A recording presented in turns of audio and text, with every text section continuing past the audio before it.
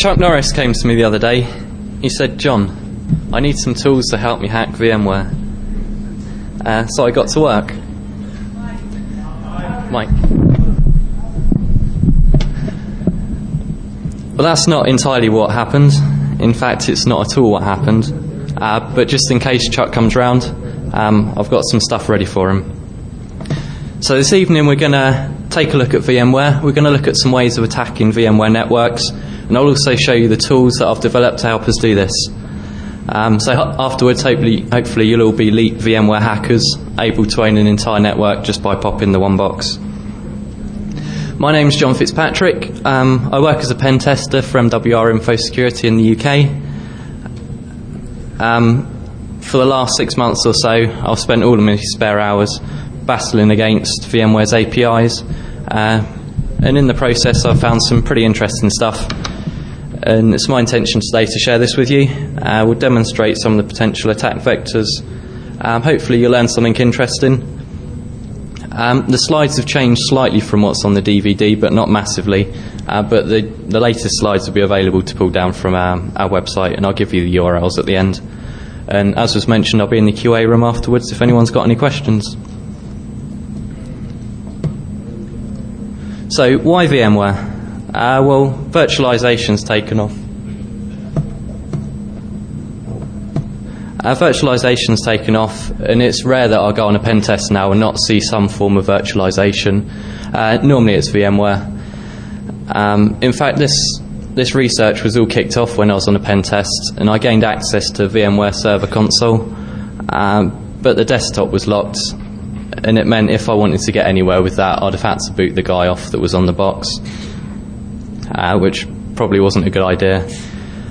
In this case, it wasn't such a problem. We could gain access to the box in other ways, but I thought, well, if that comes up again in the future, I want to be able to get on this box, and I want to have a play. So I guess probably a lot of you have played about with VMware before. Some of you maybe have got virtualized networks back in your office or wherever you work. Well, the structure of the presentation, we're going to start by looking at VMware, the different flavors, and some of the key concepts. We'll move on to VMware Server. We'll look at some ways of attacking that, and I've got about 6 demos in total to show you, so hopefully they'll all run fine. Some of these demos are for ESX, and we'll look at ESX, some of the different attack vectors for that. And we'll move on to a tool which was developed by a colleague of mine called dradis, which is a good tool for information sharing, sort of structuring your information whilst you're on a pen test. And then, of course, we'll shift on to some recommendations afterwards and see how you can sort of help protect yourself if you're running VMware. Right. Well, we'll kick off with an introduction to VMware.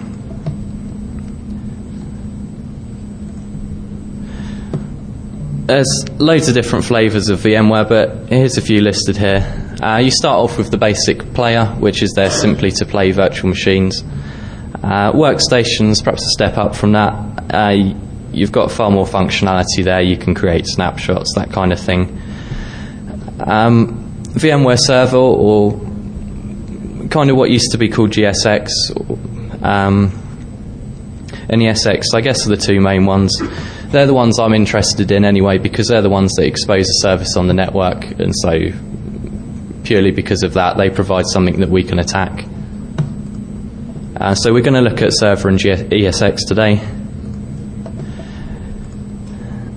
So the key concept with virtualization, you have one server which can run multiple guest operating systems. So essentially one piece of hardware can be many boxes on your network. In fact, with VMware's virtual infrastructure, this kind of comes out more in a many relationship. Perhaps you'll run multiple ESX boxes, again with multiple operating systems on it. Well, VMware Server looks something like this. You've got your hardware. On top of that, you'll install your operating system, whether this be Windows, Linux, whatever.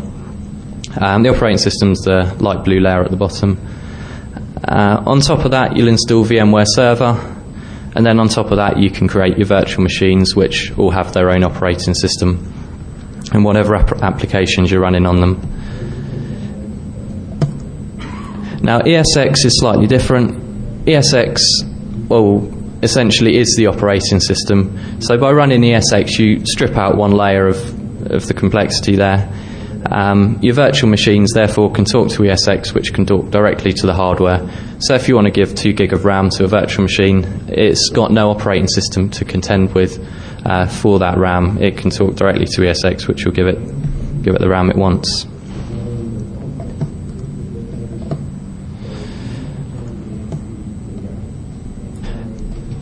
Now, virtual machines, because they're virtual, they're made up of several different files.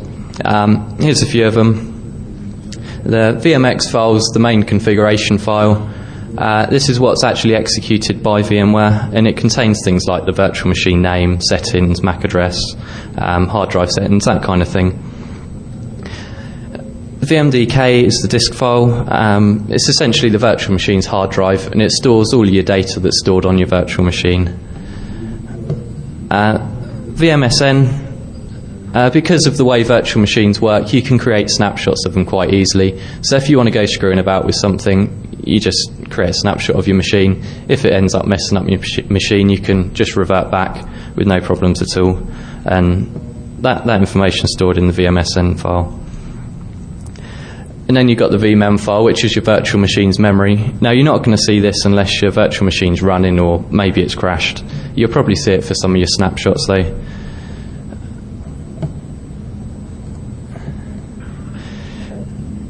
Now, because virtual machines have a disk file, we can look into reading data from that, and the first demo I'll show you will read some data from a disk file and show how important it is that you ensure that this is secured and protected on your network.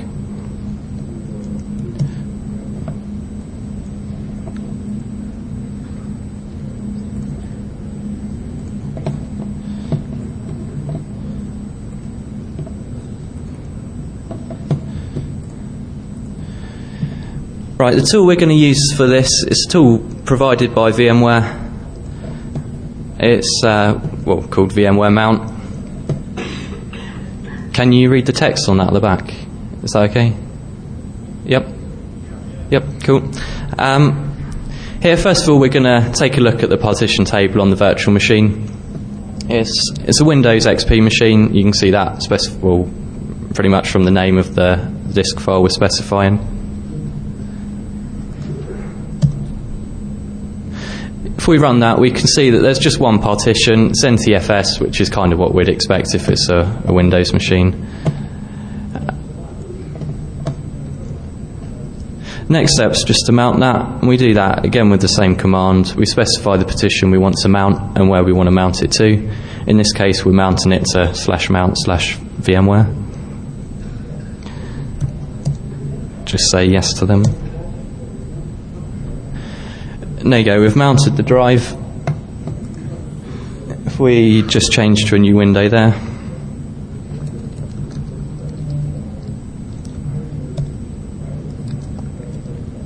There you go, we can see the contents of our Windows hard drive. So from that we can have a quick play. In this case we'll jump into the system32 config file, our directory.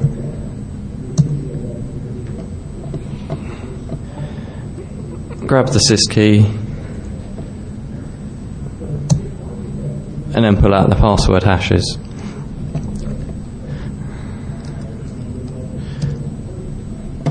And then from there it's nice and easy just to run a tool like John the Ripper,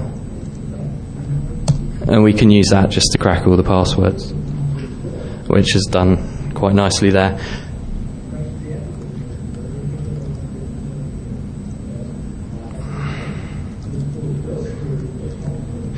Now in this case we went for the password file, for the passwords for the box. We could have gone for anything, any sensitive files. And one thing that's worth noting is because you've got the ability to create snapshots, as soon as you build your virtual machine, all of your files on that are there, and any changes you make are then made on top of that. So that you can revert to your original virtual machine, your original files are still there. So anything you delete on your disk file, it's still there, even if it's not present on the virtual machine.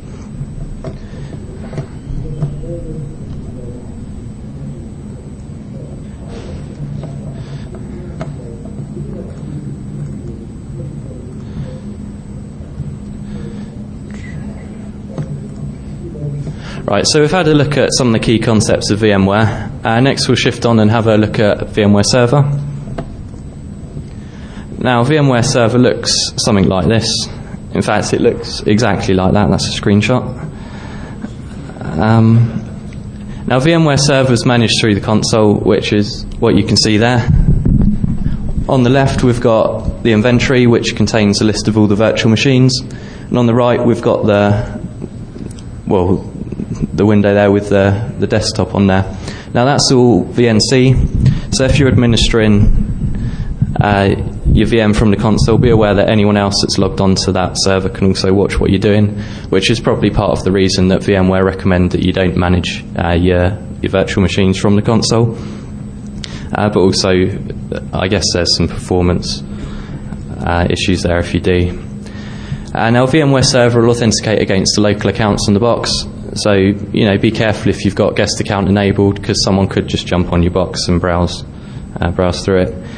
And whether you can run a virtual machine is kind of down to your file system permissions. So make sure you lock that down as well.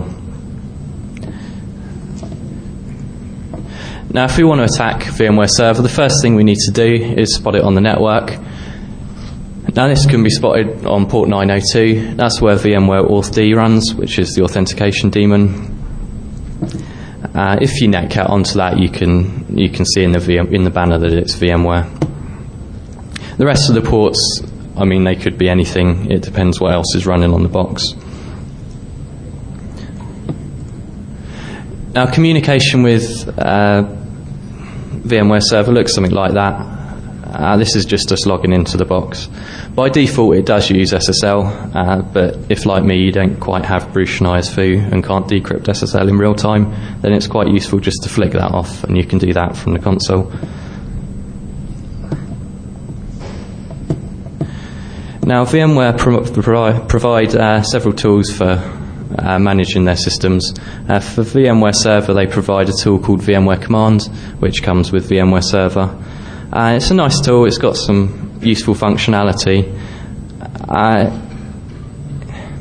It's kind of a pain to use against a large number of systems, or if you want to perform lots of tasks, because you've got to pass the configuration file to it every time. To get around this problem, what I've created is a Ruby module which essentially allows you to access this functionality. It works as basically a wrapper around VMware Command. So if you, on a pen test, need to perform lots of actions, or if you're just administering your servers and need to perform lots of actions, that's a useful tool to have. Something else provided for VMware Server is the VIX API. I don't know if any of you have used it. It's quite a powerful API. You can do stuff like transfer files back and forth from the host operating system to the guest operating systems. You can even run programs in the guest operating system if you like. Now, it's got Perl and C bindings. In order to use it, you've got a fair amount of code you need to write. But a lot of the operations that are there, they're not available from the console directly, which is probably the reason that a lot of people I've spoken to don't even realise that functionality exists. One thing that's interesting to note is if you're copying files back and forth using the VIX API, it doesn't use the network, so there's no traffic for someone to detect. It talks directly with the virtual machine. Now, I've written some Ruby bindings for this because when I'm testing, I don't want to sit and write 130 lines of C code. So here you can see how easy it is to script up with my Ruby code. The first line simply includes the library I've written. The second line there will execute a command within the guest operating system. In this case, it just adds a user, VM user. I don't know if many of you have played with Ruby and C, but they talk quite nicely, and essentially you can write all your Ruby code in C if you want. Which is kind of useful, especially if you want to play with something low level like memory or something like that.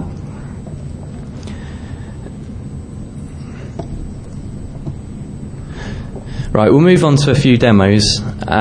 These use some of the tools that I've developed, some of the techniques that I've played about with in order to gain access to a VMware server and the virtual machines. I should probably explain the setup I've got. I've got a network with my laptop connected, and it's from there that we're going to perform the attacks. I've got VMware Server running, and on that is a Windows 2003 box. Now we can assume that that 2003 box is completely firewalled off from the rest of the network. In fact, maybe it's even sitting on a different network, so gaining access, we could use that as a proxy onto this new network.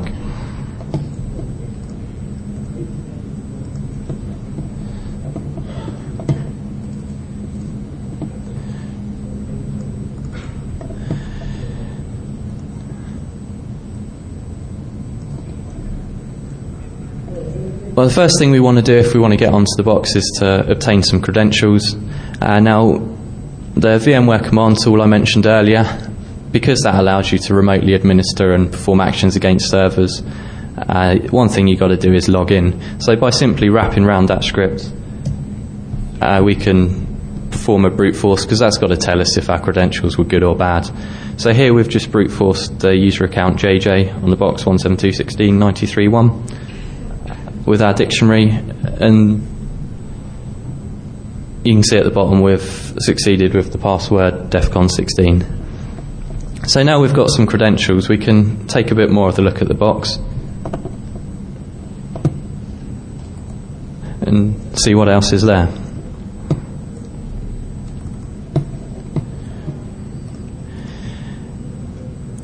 Now, VMware command can pull out a fair amount of info about a box.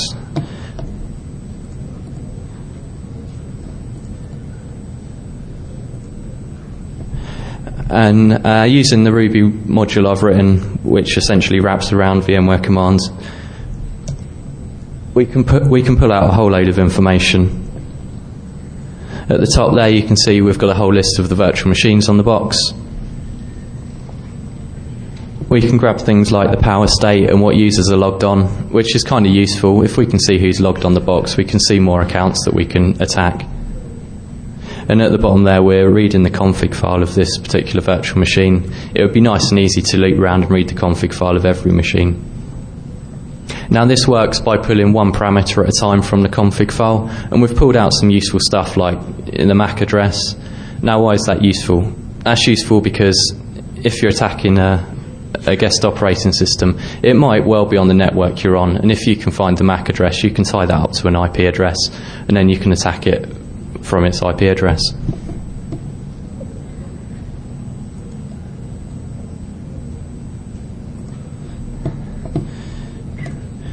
Now, I also mentioned that I've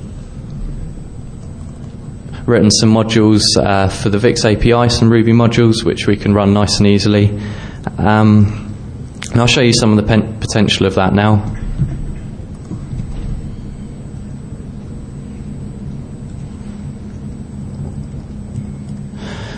Now, what I've done is I've created a Metasploit payload, which is a .exe file, which we'll place onto the virtual machine. And because we have the ability to copy files back and forth, that's nice and easy to do. After that, we'll execute it. And we've got Metasploit sitting there listening, waiting for this connection to come back. So we'll kick that off now.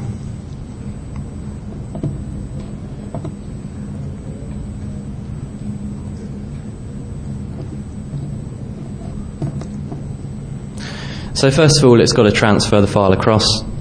In this case, it's called defconl.exe, and you can see that succeeded, and it's executed the program.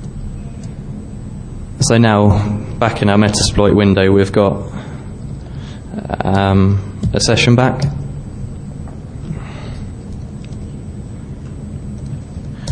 Now, if we interact with that session, we can do all sorts of things with the box.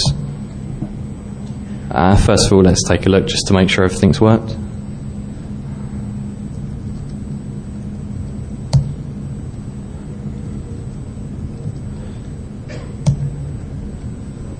And now using Metasploit, we've pretty much got full access to that box. We've grabbed all the password hashes from the box as well. We could have done pretty much anything we liked. We can transfer files back and forth from it. We can run whatever programs we want. So there's a fair amount of power if you're able to use the VIX API when you're testing.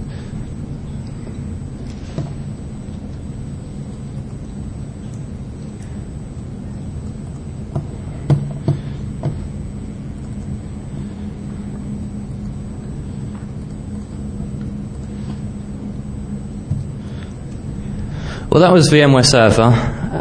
We'll take a look at ESX.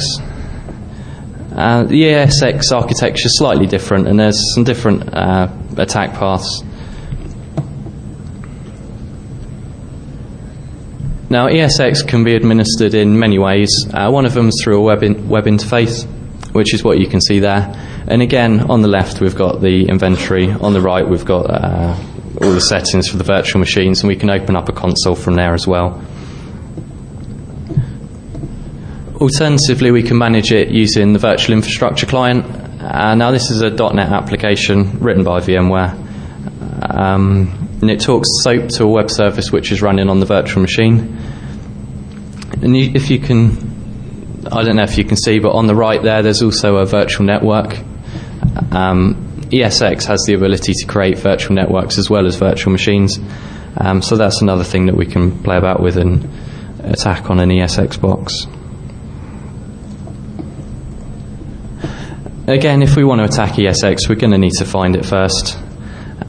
Because ESX doesn't sit on top of another operating system, all of the ports we can see in the port scanner are relevant because they're ports on the ESX box.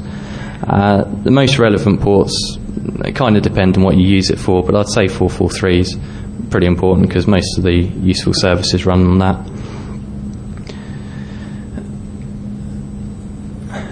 that. One thing interesting about ESX is your ESX boxes are always assigned VMware MAC addresses.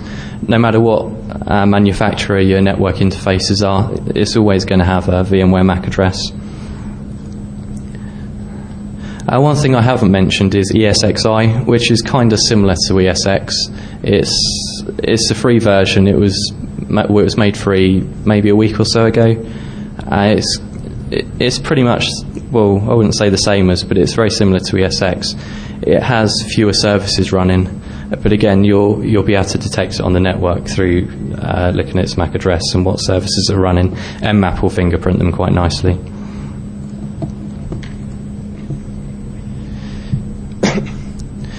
So the services we have running /SDK on the web server, that's the SOAP interface which the VMware virtual infrastructure client talks to, and some of the tools I'll show you in a bit talk to that as well. /UI is where the web interface is, so you can go and have a play with that. /mob's really useful if you're doing any development with the virtual infrastructure API. It shows all of the objects on the ESX server, and you can connect to and talk to them, query them, pull out information, perform tasks. So if you're doing any development, I'm pretty sure you'll play about with that. VMware AuthD still runs on port 902, but there's no VMware Server D, so you can't play about with it as much as you can on VMware Server. And there's also a console operating system which is running Red Hat. And that's what you'll connect to if you connect through SSH. Interestingly, root access is disabled by default for SSH, but if you want to perform a lot of the admin on ESX, chances are you're going to want to log in. So I imagine most people would end up enabling root login for SSH.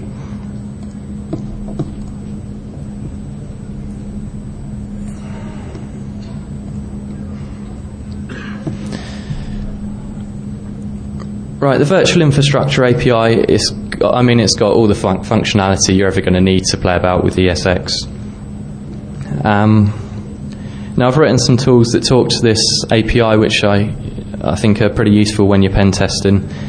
If you're going to use the tools VMware provide, the majority of it's you're using a GUI, which is a real pain if you want to perform repetitive tasks, particularly if they're against a number of different servers.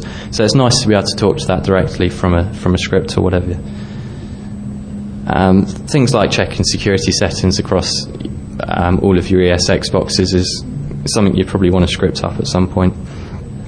So yeah, I've written some Ruby code which will talk to this web service, and I think it would be fair to say it's not the nicest web service I've ever played with, but it's pretty powerful. So I'll show you a quick demo of what I've done. Now it wasn't very practical to ship my ESX server over here, so I've had to record it. but hopefully it will be clear. I'll show you the output and talk through it afterwards as well.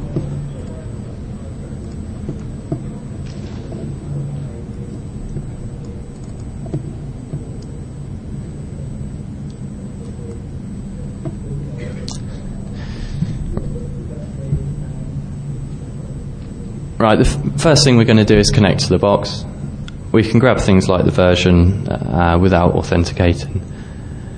But once we've authenticated, we'll get back a session and we can perform loads of tasks, list the virtual machines, find out a list of all the users, even identify non-standard users or users with shell access. We can then grab all the network settings. We could play about with the network if we want.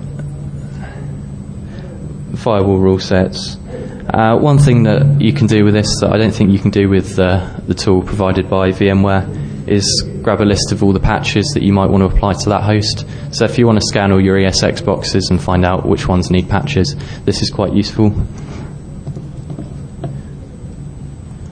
Right, I'll show you the output from that and we'll talk through that a little bit more, because I don't imagine it was massively clear there.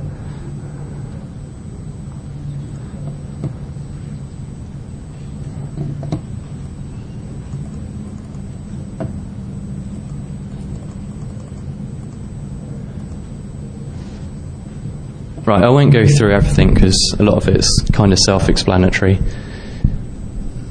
So we've got a list of the virtual machines. We can list all the sessions on the box. In this case there's only one, so it looks like we're the only person connecting.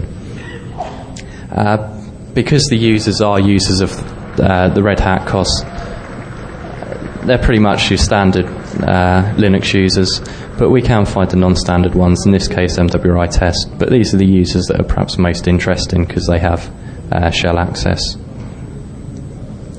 We can then grab all the network settings, stuff like DNS servers, and we can see here that the box has two physical network interfaces. Now here we can see that there's a couple of virtual switches set up. We can see several different networks, so it kind of indicates that they've got some quite good network segregation going on here. We've even got separate VLANs on some of the switches. Now, because your networks are completely virtual and your machines are completely virtual, your ESX server knows which box is where, so we can make use of this to ensure security. The MAC addresses of your virtual machines aren't going to be changing regularly. Your IP addresses, again, aren't going to be changing regularly, and your virtual switches know exactly where your virtual machines are and what they should be doing. So you can disable forged transmissions, MAC address changes, and if you enable these properties, then any traffic that's that's forged will be dropped by the switch, which adds another layer of security to your network. Additionally, you probably don't want promiscuous mode enabled on your switches. There's no need for your virtual machines to see traffic destined for the other virtual machines, so we can flick that off. Now you can see in this instance that these settings aren't particularly secure for most of the interfaces. That's just the default with ESX. We can grab the rule set for the firewall and take a look, see what rules are allowed in and out. By default, there's a default deny inbound and outbound, which is quite nice. Now, if any of you use VMware Server, quite possibly you use it as a secondary operating system. Maybe you run Linux as your main operating system and want access to Windows, in which case it's quite nice and useful to be able to copy and paste back and forth between your VM and your main desktop. When you're running a server, probably you don't want the ability for people to copy and paste between the host and the guest operating systems. And you can disable this functionality. The last thing you want is to go copying your root password and someone on one of your guest machines to paste it onto their desktop. So you can set some settings that allow you to do that. By default, these aren't set in ESX, so it's something you need to go out and do yourself. And I mentioned the ability to check the patch levels. Here we can see a fair amount of info on the patches, whether it requires your box to be rebooted afterwards, what patches supersede it, whether it needs you to turn your VMs off afterwards, that kind of thing. So there's a lot of information you can extract here, and this kind of script is probably quite useful if you want to just check the overall security level of all your ESX boxes and whether you've got potential vulnerabilities there.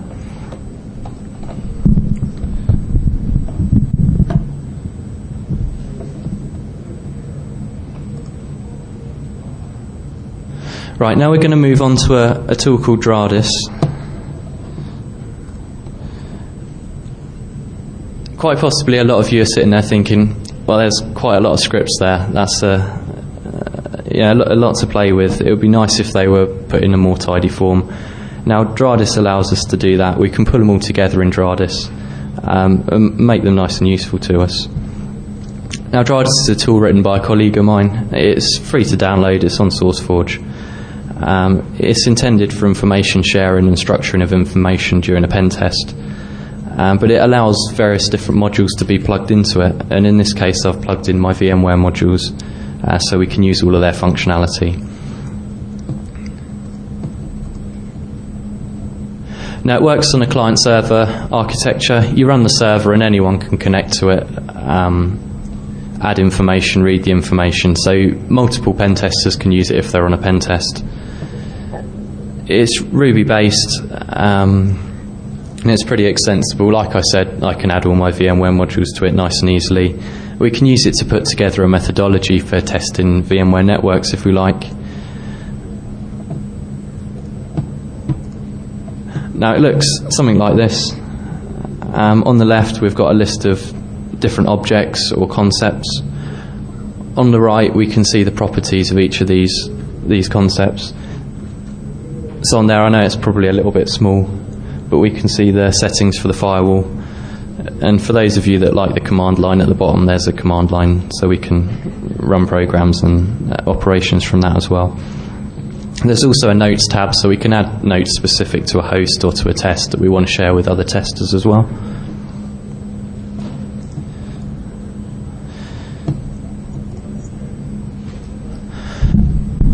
Now, how does dradis work?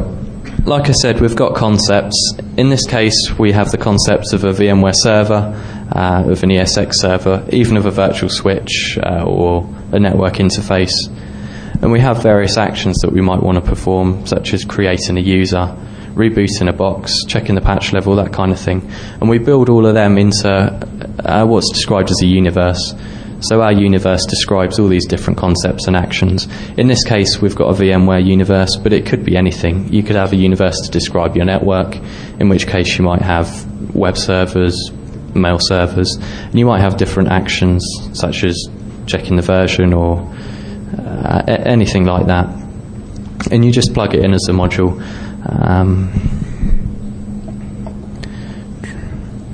So let's take a quick look at a demo. Again, because it wasn't possible to ship my ESX box over here, we've had to video it for you. Now, the first thing we want to do is boot the server up. It's running WebBrick, it's a Ruby server. And then fire up dradis. Like I said, because it's client-server architecture, there could be multiple clients running and talking to the same server. It looks like this. We don't really need the command line at the bottom, so we'll just move that down for now to give more space. Right, our concepts are on the left. So in this case, we'll create the concept of an ESX server.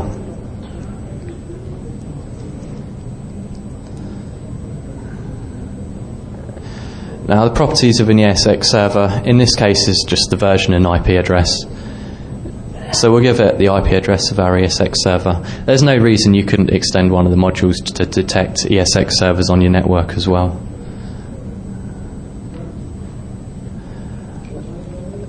Now, we have properties for these concepts as well.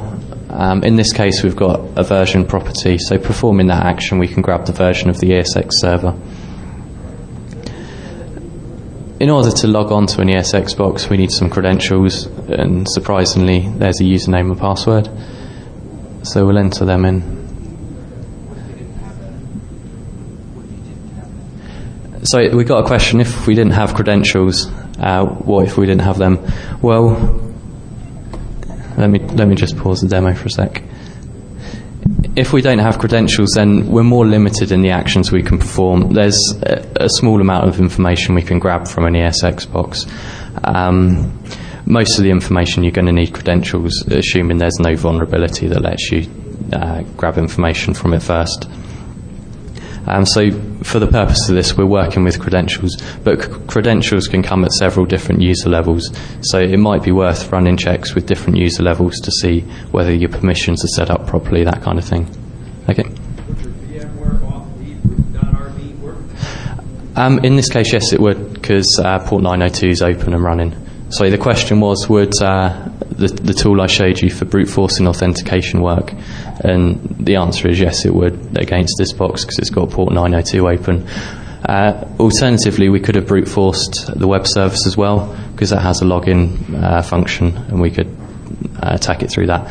Also, we could brute force SSH. So there's a variety of different options for trying to obtain credentials. And then there's also the possibility that they share credentials across boxes. If we look at the case where we mounted the hard drive, maybe some of the credentials we found then would be valid here as well.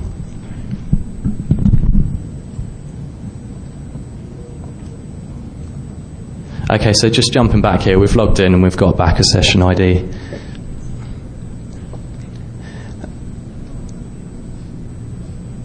Next, we're going to take a quick look at the firewall, see if there's any dodgy rules in there that might let us jump onto the box through other means.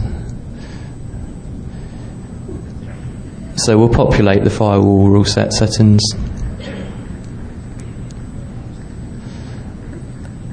And I mean, we've seen these before from the script, but it's a pretty default firewall rule set.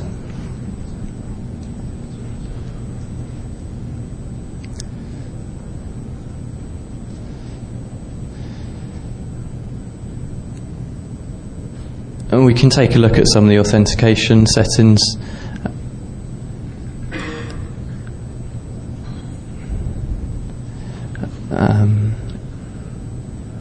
Here we'll grab a list of sessions that are active on the server, and we'll grab some of the non-default users as well, because their accounts are normally quite interesting to attack.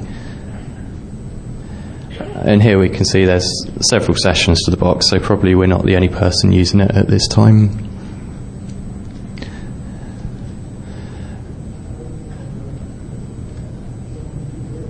The next thing we're going to take a look at is the patching. We'll find out what patches need applying on this box.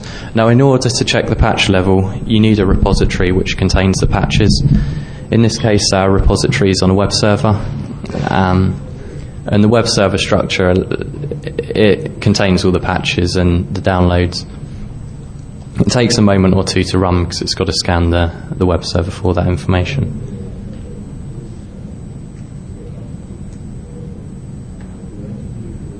It will return at some point. Okay, it's come back and we've got some details of the patches which need applying, which we can see there. And again, we've got information such as whether we need to reboot the box and that kind of thing.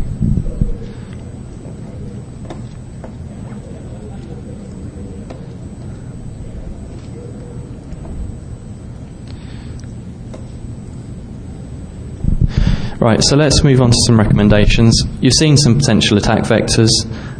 If you're running VMware on your network, what should you do? Well, the first thing to note is nothing I've shown you today gives you access to the box without some weakness being exploited.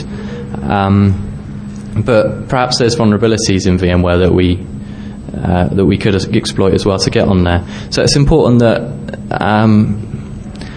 we ensure the box is secure in the first place. So how do we do that? Well, VMware's written some really good documentation on securing, in particular ESX. It's not a bad read, so it's definitely worth having a look through if you've got ESX or a server deployed. You need to ensure that your updates are there. I know it's one of those things that's always said, but there's been a few advisories released. iDefense and Core have put out some stuff recently. And also, because the COS is running Red Hat, all of the Red Hat vulnerabilities also need patching as well. So it's important to ensure that you keep on top of this. And also defense in depth steps you've taken to protect yourself. VMware is always going to be a nice target for attackers. And because it's probably running several of your servers, it's important that if there's one place on your network that you go out of your way to protect, then it really should be your VMware boxes. And also don't forget things like VMware tools, which are running on your guest machines. They do leave the potential for attack. Like I said, VMware is always going to be a juicy target for an attacker. One of the key things that VMware bang on about, and quite rightly so, is to keep your management network separate from your corporate LAN. The attacks we've seen today are all focused against the management networks. If they're not there, then the attacks, quite simply, they just can't be performed. And as I mentioned earlier, disabled MAC address changes, disable promiscuous mode, ensure your boxes are as secure as they possibly can be and your networks as secure as they can be. It's unlikely that you're going to want to change MAC addresses regularly on your guest machines.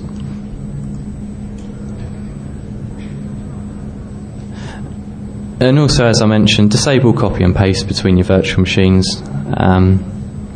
If they're servers, it's probably something you don't need. And if you've got a CD drive on your ESX server or your VMware server, disable the guest machines from reading that. Last thing you want to do is put something sensitive in your CD drive, which everyone connected to one of the guest machines can also see. VMware's documentation states that only port 443 and port 80 are needed for general operation of your server. So if your deployment doesn't need access to any of the other ports, then close them off in the firewall. One thing worth noting is that guest operating systems do write their logs to the ESX server.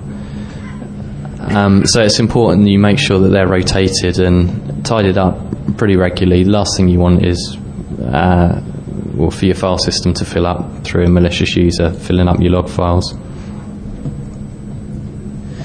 Future work. Well, I've still got plenty to play with. I've found some pretty interesting stuff, which I'll chat to VMware about sometime soon. I'll publish it all when it's done. But there's still a lot of technologies that VMware have produced that I've not played with. I've not played with vMotion, for example. It's something I'm definitely going to look at in the future.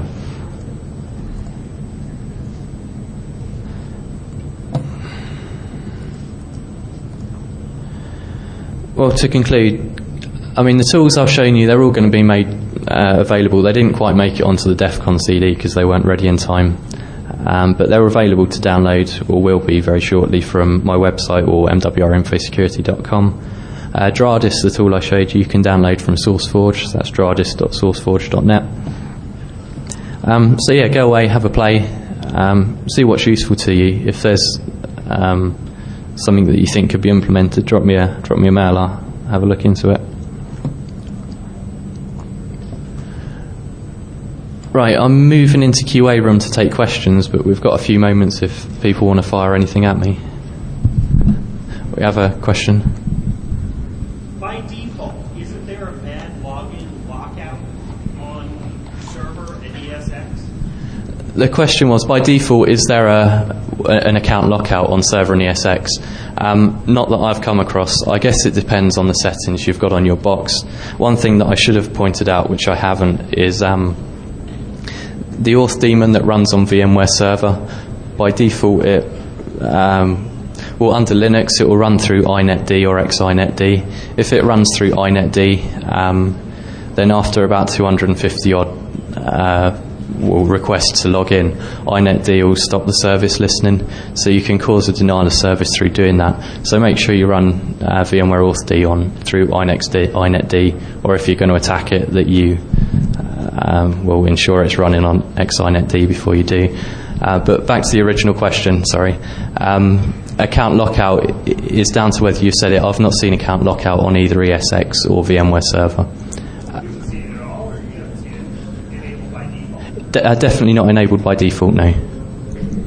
Doesn't do PAM tally by default? Sorry? Doesn't do PAM tally by default? By default, server doesn't, no.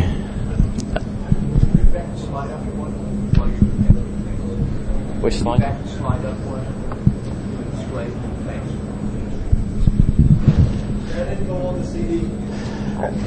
That info is on the CD, yeah. Right, I'll move through to QA room if anyone else has got any more questions.